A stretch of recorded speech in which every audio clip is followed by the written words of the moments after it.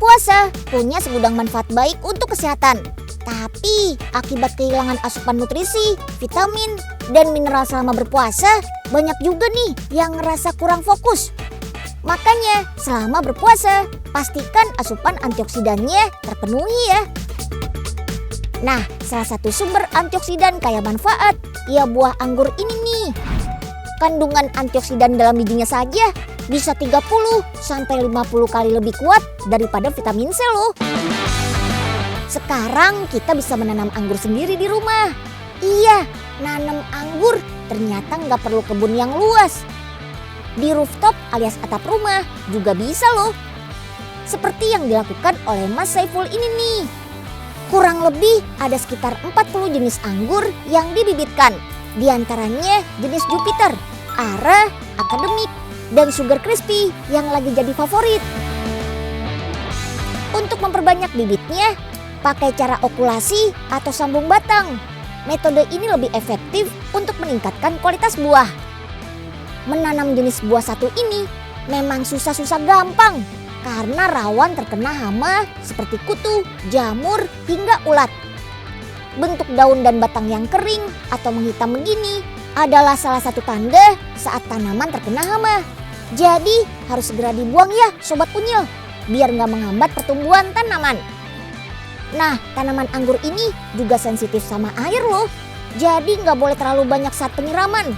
Yang penting sih tanah atau media tanam nggak kering aja. Area rooftop pembibitan juga harus ditutup untuk menghindari air hujan. Jadi perubahan suhu nggak terlalu ekstrim. So, buah anggurnya nggak bakal mudah pecah atau terbelah deh. Cara budidaya ini bisa banget nih kita terapkan di rumah. Wah, seru kan punya kebun antioksidan sendiri. Pas beduk, takjilnya tinggal petik aja. Atau bisa juga diolah jadi sandwich buah gini loh. Berkawan antioksidan. Check it out. Si Unyil, yuk kita kemon.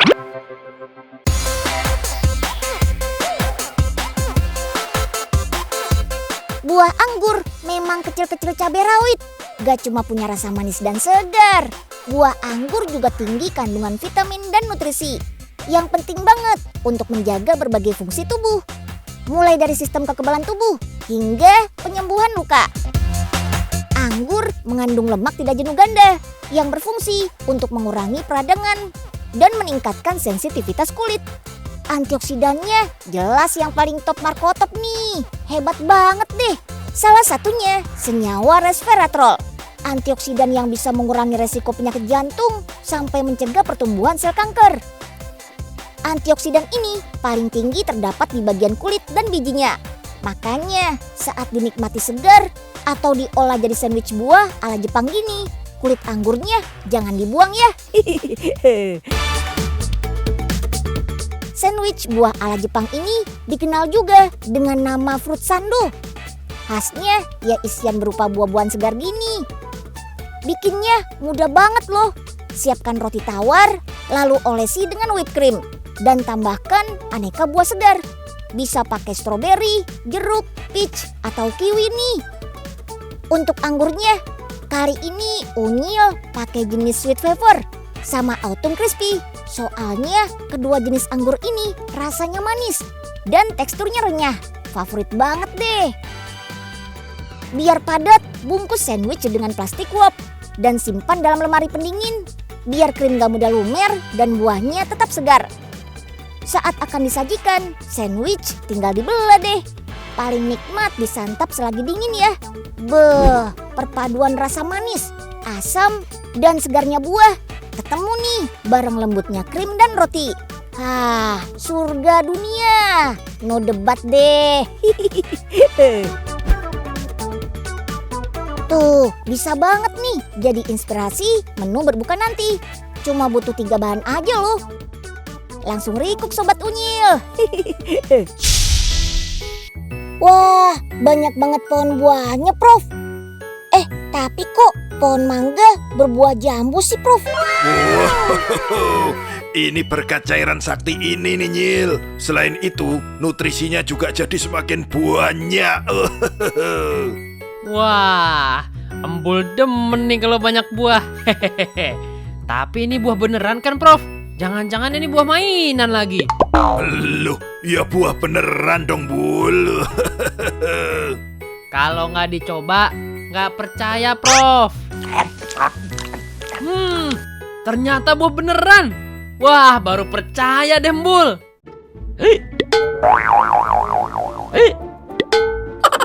Loh, apaan nih di kepala Bul? Hah? Kok bisa tumbuh pohon kepala embul, Prof? Iya, itu akibatnya. Karena buahnya mengandung nutrisi ganda. Jadi bisa numbuhin pohonnya di mana saja. Waduh, terus gimana dong, Prof?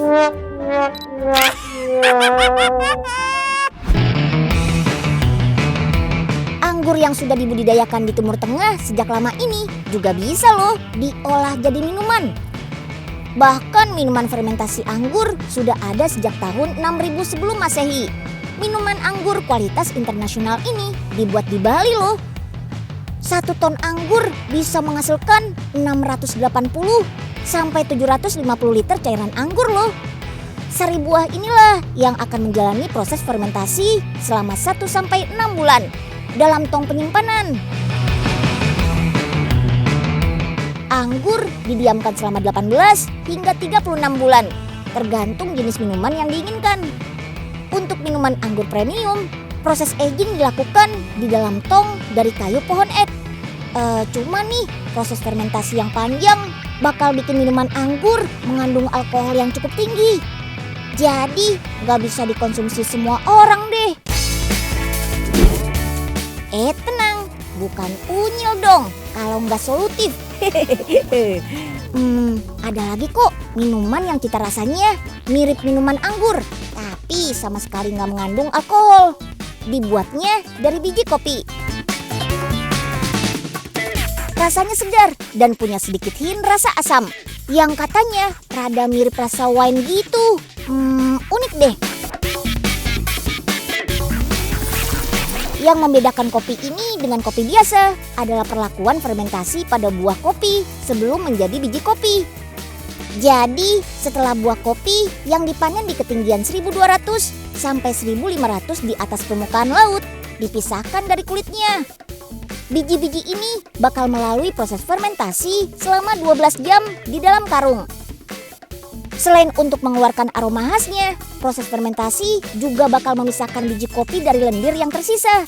Karena konon nih, semakin tinggi kopi ditanam, getahnya juga bakal lebih banyak. Nah, proses selanjutnya sih sama saja kayak bikin kopi biasa. Jemur, pisahkan dari kulit ari, roasting bersama campuran margarin dan gula pasir. Terus giling deh. Jadi wine coffee itu bukannya kopi beralkohol ya, tapi biji kopi yang sudah mengalami proses fermentasi. Seperti membuat wine dari buah anggur. Jangan sampai salah ya.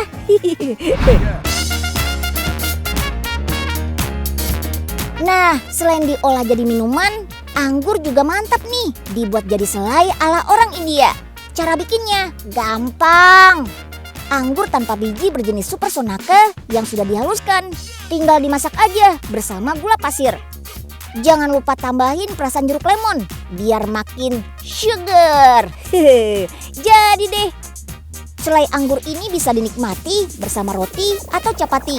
Makanan khas India yang terbuat dari tepung gandum, air, dan garam. Tuh, kayak gitu bikinnya. Di India, chapati disebut juga roti. Chapati yang sudah ditos tinggal dioles selai anggur deh. Swadis. Kalau kata orang India, alias enak banget. Anggur hijau ini bisa mencegah kepikunan loh. Bagus juga buat penderita asma karena bisa meningkatkan kadar air pada paru-paru. Antioksidan flavonoidnya juga sangat baik untuk membersihkan paru-paru. Oh iya, ngomongin soal India, yuk di bulan yang baik ini kita doakan semoga sobat-sobat kita di India bisa cepat melalui situasi gawat tsunami COVID-19 ya. Semoga semuanya bisa ditangani dengan baik ya. Amin. Kita di Indonesia juga semangat terus ya menerapkan protokol kesehatannya biar laju pandeminya tetap terkendali dan cepat kelar. biar tetap fit, unyil. Yuk kita kemon.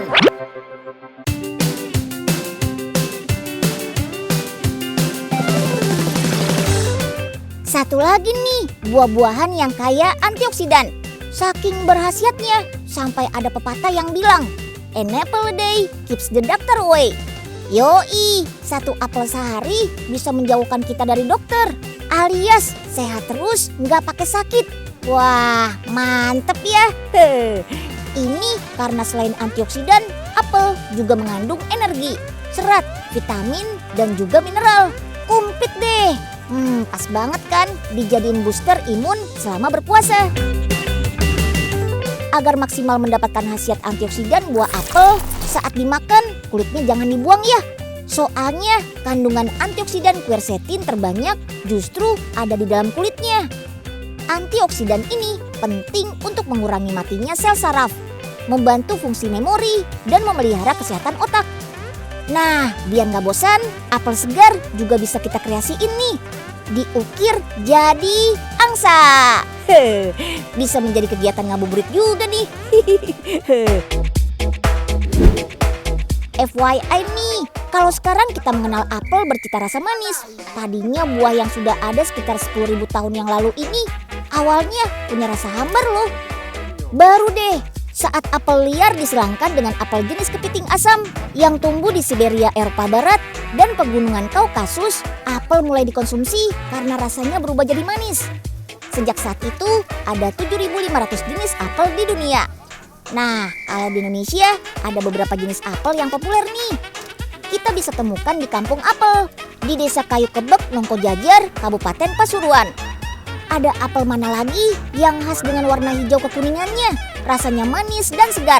Daging buahnya sedikit keras dan berwarna putih kekuningan. Terus ada apel Rom Beauty. Apel ini warnanya hijau, tapi ada merah-merahnya juga. Terus rasanya agak asam dan daging buahnya lebih empuk dari apel mana lagi. Ada apel Green Smith, warnanya hijau pekat, rasanya asam, tapi daging buahnya gak sekeras apel mana lagi. Kalau yang ini apel Ana, warnanya hampir sama kayak apel Rom Beauty, tapi warna merahnya lebih merata dan gak ada tekstur bintik-bintik kayak Rom Beauty. Rasanya manis asam, aromanya tajam, dan daging buahnya padat. Nah, apel-apel ini selain nikmat dimakan langsung bersama kulitnya, enak juga nih kalau diolah jadi camilan apple pie gini. Itu loh, pastry yang khas dengan kerak berbentuk anyaman jaring. Nama bekennya ledes.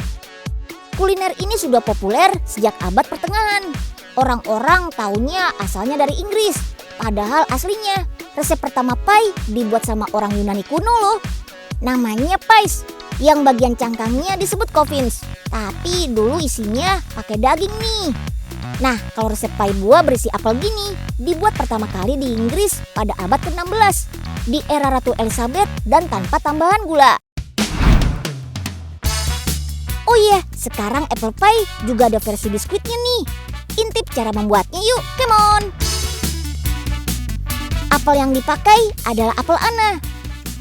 Masih ingat kan sama apel hijau dengan semburat warna merah yang merata? Apel ini dipilih karena rasanya nano-nano gitu. Ada manisnya dan sedikit rasa asamnya juga. Balance gitu deh. Nah, agar mudah menyatu sama adonan biskuitnya, apelnya kita sulap jadi selai dulu ya. Biar rasanya makin nendang, tambahkan gula, lemon, garam, bubuk kayu manis, dan raisin atau kismis. Masak selama 45 menit. Dalam sehari, toko ini bisa menghabiskan 60 kg apel loh untuk dijadikan selai. Wah, banyak nih fansnya pasti. Sambil nunggu selainya jadi, siapin dulu adonan biskuitnya yuk. Bahan-bahannya ada tepung terigu, margarin, dan garam. Adonannya sengaja nggak pakai gula ya, biar nggak kemanisan kayak unyil. Nah, biar tekstur biskuitnya garing, adonannya harus digiling beberapa kali ya. Baru deh bisa dicetak bentuk oval seperti ini. Lanjut, waktunya mematangkan adonan. Nah, biar matangnya merata, tusuk-tusuk dulu ya sebelum di oven. Oles juga dengan kuning telur. Biar warnanya jadi cantik, kuning kemasan gitu deh. Terakhir tinggal dioles pakai selai apelnya.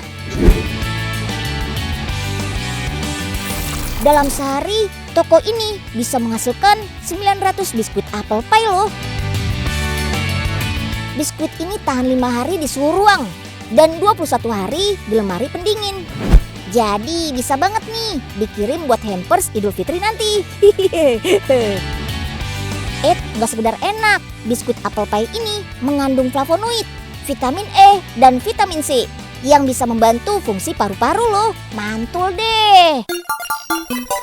Berpuasa bisa bikin kulit kita terlihat lebih bersih dan sehat merona loh. Tapi kalau asupan sahur dan berbukanya nggak seimbang plus kurang cairan, ya kulit bisa jadi kering nih. Tenang, selain menjaga pola makan, kesegaran kulit bisa dikembalikan lewat skincare yang kaya antioksidan. Bukan kue yang lagi dibuat nih. Ini adalah adonan yang digunakan untuk membersihkan kulit wajah. Salah satu bahan utamanya adalah bubuk green tea yang dikenal kaya akan antioksidan dan nutrisi. Manfaat paling unggulnya bisa meningkatkan fungsi otak sampai mencegah resiko kanker. Untuk kulit sendiri, green tea alias teh hijau terbukti ampuh bikin kulit wajah lebih cerah, melawan tanda-tanda penuaan, mengusir jerawat, dan melindungi kulit dari bahaya sinar UV. Pembersih muka herbal satu ini aman banget dipakai untuk semua jenis kulit. Penggunaannya juga mudah banget loh. Cukup ambil seujung jari dan basahi sedikit. Lalu gosokkan dengan lembut pada wajah. Diamkan sampai 2 menit biar nutrisinya bisa diserap oleh kulit wajah. Baru deh dibersihkan. Mampu mengangkat kotoran dan minyak berlebih tanpa membuat kulit kering. Dan gula yang digunakan berfungsi sebagai scrub yang akan mengangkat sel kulit mati. Oh iya, gak cuma green tea loh. Cleanser face herbal ini juga dipadukan dengan bahan natural lainnya. Mulai dari safflower oil, tea tree, dan rosemary sampai lavender essential oil yang diyakini mampu menjaga keseimbangan dan kelembapan kulit. Mixing semuanya jadi satu. Untuk mengikat semua bahan, kaolin clay juga digunakan. Bahan baku satu ini mampu membersihkan sisa kotoran, polusi dan bakteri secara efektif pada kulit. Terakhir, adonan cleanser yang sudah dimix langsung diulen nih sambil diberi castor sugar. Gula ternyata sangat bermanfaat buat kecantikan kulit loh. Gak cuma membantu meremajakan kulit, tapi juga menjaga keseimbangan minyak serta menjaga kelembutan dan elastisitas kulit.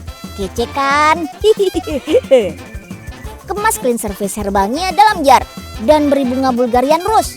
Gak cuma sebagai pemanis, tapi salah satu mawar terbaik di dunia ini juga kaya akan kandungan mineral dan nutrisi yang dipercaya mampu meminimalisir munculnya garis halus pada wajah.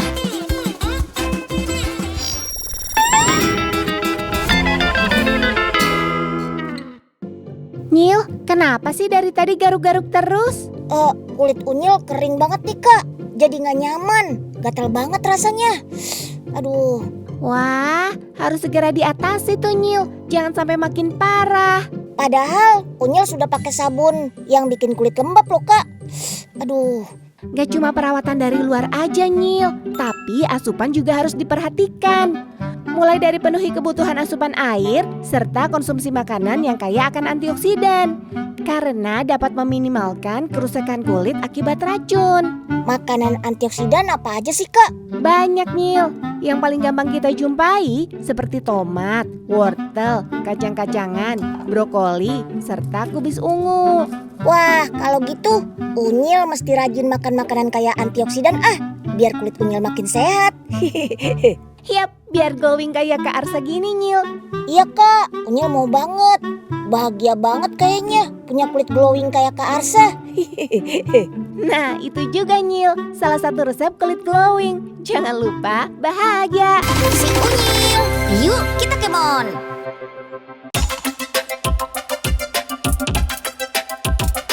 Sampai di sini dulu ya episode berkawan antioksidannya. Semoga informasinya menginspirasi dan bermanfaat ya buat Sobat Unyil di rumah.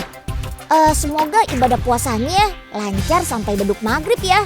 Amin. Besok nonton si Unyil lagi ya. See you.